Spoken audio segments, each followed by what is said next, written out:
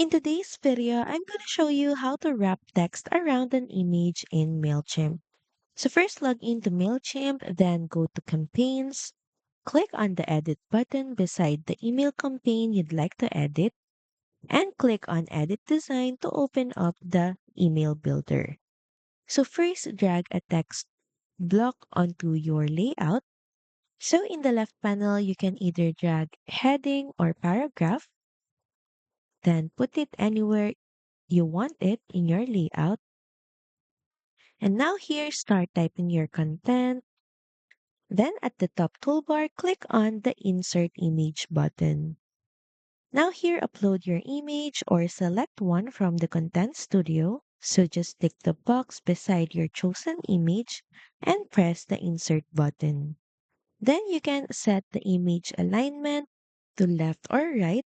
And to do that, first click on the image.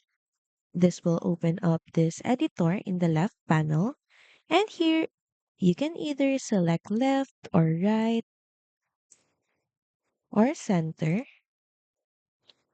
and your text will automatically wrap around that image. So that's pretty much it. Thank you very much for watching this video, and I'll see you again on the next one. Bye!